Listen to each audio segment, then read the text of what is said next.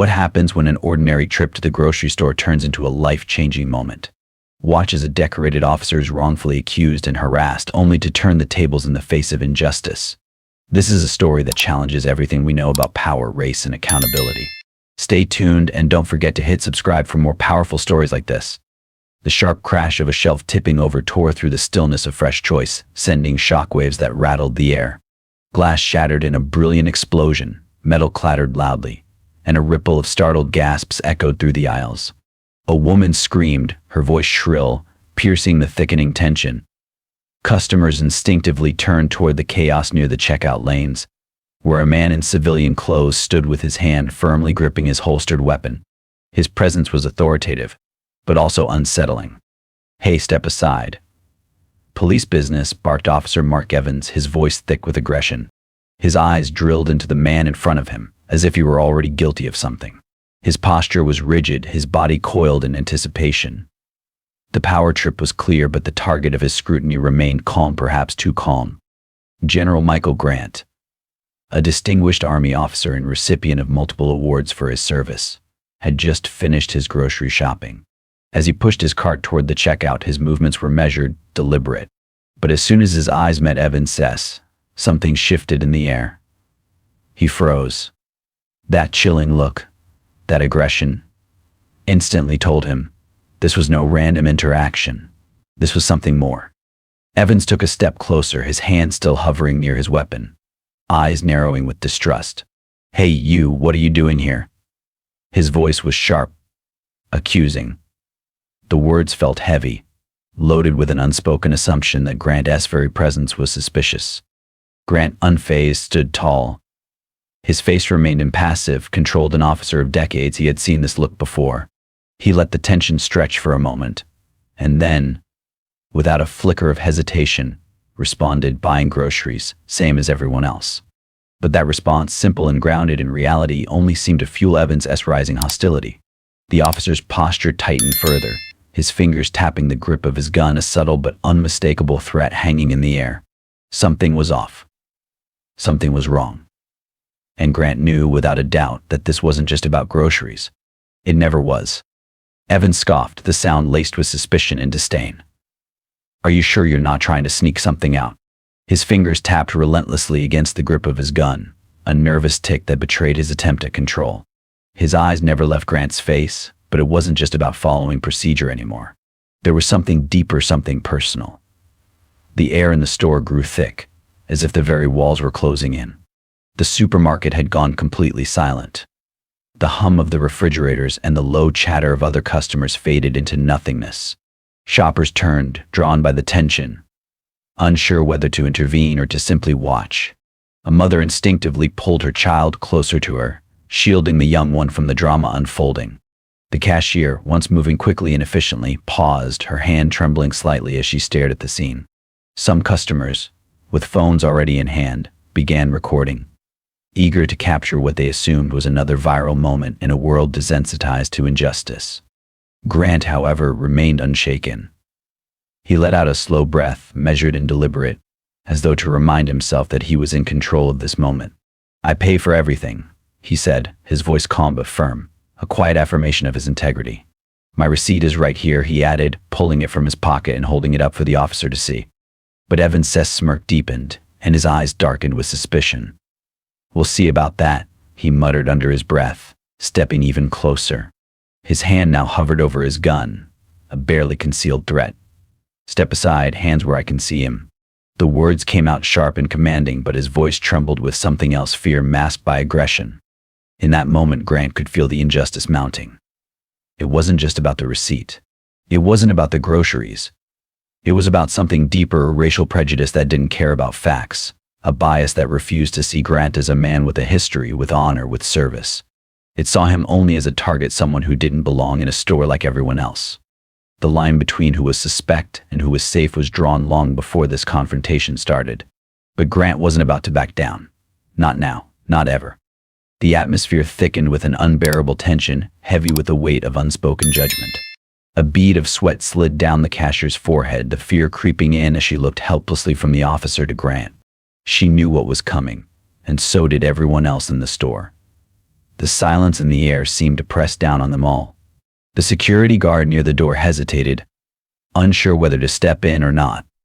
He glanced nervously between Grant and the officers, caught in a moment of indecision that could determine the course of the next few seconds.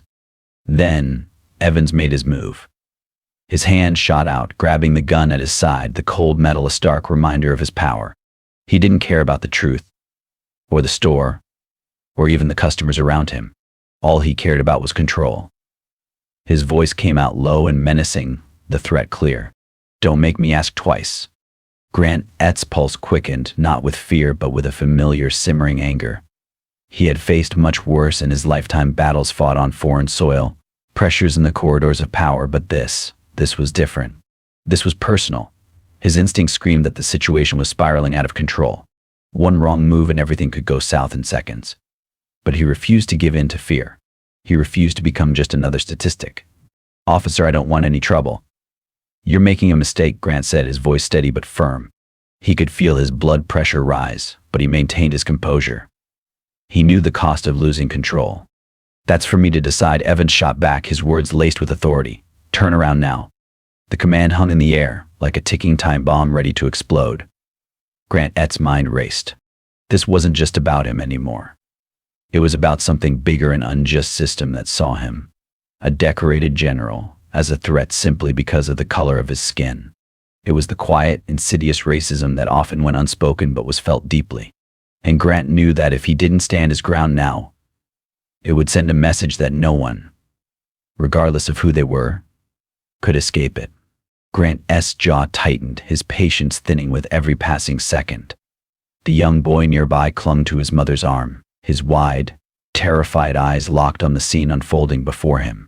It was a look that Grant knew all too well: fear, confusion, and the early seed of distrust being sown. The boy wasn't just witnessing an injustice, he was being taught one. Evans's next words hit like a slap to the face. He reached for his radio, his voice harsh and cold. "Dispatch, I've got a suspicious individual at Fresh Choice. Male, black, 62, muscular build, possibly armed. Requesting immediate backup." The words "possibly armed" rang in Grant's ears, sending a chill down his spine. He had heard that phrase before, an open invitation for escalation, a dangerous narrative designed to demonize him before he even had a chance to speak. Grant knew exactly what was happening. This officer wasn't just mistaken. He was manipulating the situation, setting him up for something far worse. It was a trap, built on fear and prejudice, and Grant was now the target. A few moments later, the store manager rushed over, his face ashen, visibly shaken by the turn of events. "Officer, is there a problem?" Evans shot him a glare so cold it could freeze the air. "I'll ask the questions. This guy looks suspicious. Could be stealing." The words were dripping with contempt, but what stung most was the complete disregard for the truth. Evans didn't care about the facts, he didn't care about the man standing in front of him. He saw Grant as a threat simply because of the color of his skin. Grant, his patience now almost gone, clenched his jaw once more, the strain of holding it all and almost too much to bear. "I already told you. I don't need explanations." The words hung in the air, heavy with the weight of a lifetime's worth of restraint. But they seemed to have no effect on Evans. He was too wrapped up in his own narrative of fear and power. And in that moment, Grant realized the truth. It wasn't just Evans who needed to be stopped. It was the system that allowed men like him to wield power without accountability. The tension in the air thickened, suffocating all sense of reason as the situation escalated. Evans's aggression had spiraled out of control, his authority rooted not in justice, but in an assumption of power that came from the color of Grant's skin. Just as the standoff seemed to reach its breaking point, the sound of a door opening broke the stillness, and a tall man in a dark suit strode into the store. His presence was immediate, commanding. Behind him, 2 military police officers stood with an air of unshakable authority. The man's voice was calm, but sharp enough to cut through the rising chaos. "That man is General Michael Grant, United States Army. You're making a mistake." The words were like a slap to the face of everything Evans thought he knew about power. The confidence in his stance faltered as the realization of who he had just accused settled in. General Raymond Lewis, a high-ranking officer, followed the first man's lead. His voice was cold, his words precise. "What's your badge number?" Evans hesitated, his bravado crumbling. "Sir," his voice faltered. He muttered his badge number under his breath, knowing full well that this wasn't just a mistake, it was a monumental failure on his part. The distant wail of sirens began to grow louder, growing nearer with every passing second, and Grant could feel the weight of the moment shift. Backup had arrived, but so had something much bigger. The officers rushing in were in shock. They hadn't just walked into a routine call. They had walked into a lesson in accountability, one they had never anticipated. As the backup officers looked on, realization spread through the room. They recognized the man standing in front of them, the very man Evans had tried to accuse. General Michael Grant wasn't just a hero on paper, he was a man who had lived through battles that had defined this nation. Now, here he was, unjustly accused in a supermarket for no other reason than the color of his skin. The murmurs that rippled through the store were deafening, as people began to piece together the truth. The system that had failed Grant, that had branded him a threat, now had no choice but to watch as it unraveled before their eyes. The real battle wasn't over military strategy or honor, it was about recognizing humanity and the right to be treated with respect. In that moment, the war for justice had just begun. The heat of the moment crackled with a silent power, as Grant stood tall amidst the chaos, refusing to let the system define him by the color of his skin. The confrontation, charged with tension and aggression, was now at a crossroads. He wasn't here for revenge, he didn't need to stoop to that level. He had seen enough in his life to understand that true power came not from fists, but from words, from standing firm in the face of injustice. "No, officer," Grant's voice cut through the air, steady and unwavering. "The mistake was thinking you could abuse your power and get away with it." His words were not just a statement, they were a declaration of dignity, a challenge to the very system that had tried to break him. Evans's eyes narrowed as the officers who had rushed in to assist turned their attention to him. The very same backup that had arrived to support him now moved against him. His hands were cuffed, and his pride shattered as the officers escorted him to a patrol car, his authority crumbling with each step. The murmurs from the crowd grew louder, some jeering, others cheering, Grant's strength resonating with the voices that had been silenced for too long. The next day, the story spread like wildfire across the news. The footage had gone viral. The incident became the talk of the nation. Grant, the man who had been wronged, had become the face of accountability. But he didn't revel in the spotlight. No, he stood before the press not to elevate his own name, but to carry a message. At the press conference, his voice was calm, but his words carried the weight of years of service, of sacrifice, and of a lifetime spent fighting for what was right. "This isn't just about me," Grant said, his eyes steady. "It's about accountability. This is a lesson for every officer, every citizen. No one is above the law." As Grant continued his service, his fight for justice didn't stop there. He knew the battle wasn't just on foreign soil, but right here at home. He had seen the ugliness of prejudice firsthand, and now, it was time to fight back, not with violence, but with the unshakable truth. His mission was clear: some battles are fought right here within our own communities, where the real war for equality takes place. And as the dust settled, Grant's legacy grew, not as a man seeking vengeance, but as a beacon of change.